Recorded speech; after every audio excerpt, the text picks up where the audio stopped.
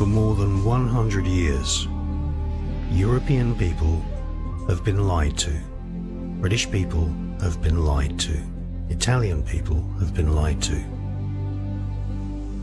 There were two great wars in the 20th century, separated by a period of only 19 years. More than 45 million people were essentially murdered, but it's taken us a long time to see who really controlled Adolf Hitler. It was a British prince. He was called Karl Edward, the Duke of Saxony, who attended Eton and was brought up using British taxpayers' expense.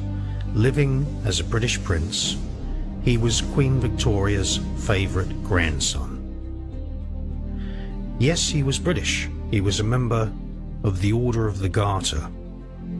He was at the top of the British royal family. When he was 17 years old, Prince Karl Edward was sent to Germany to begin a plan which was to crush and dominate the ancient nations of Europe.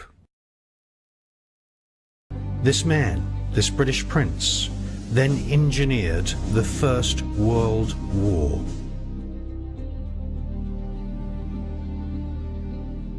But these wars, the First World War and the Second World War, were not wars between Germany and the Allied powers of Europe. They were wars of the super rich against the poor. In many cities of Europe, it was the poor slum areas such as the East End of London that were bombed. Kensington, Belgravia, the rich palaces were never touched by any bombs. This economic war has caused massive recessions, massive strife, people having their homes repossessed. The oligarchy, the ruling super rich elite, and yes, they are the royals of Buckingham Palace, have been engineering a scam. And this scam is now only being recognized and exposed.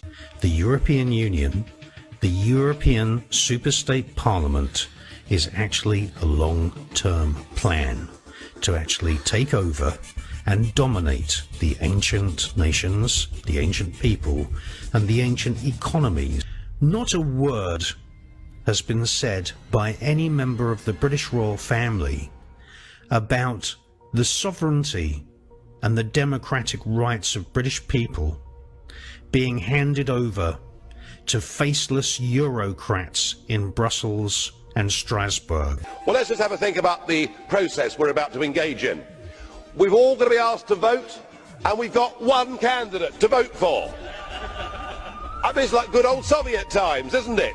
Surely democracy means you get rather more of a choice than one. But I think far worse than that, it is going to be a secret ballot. I mean, you really couldn't invent it, could you?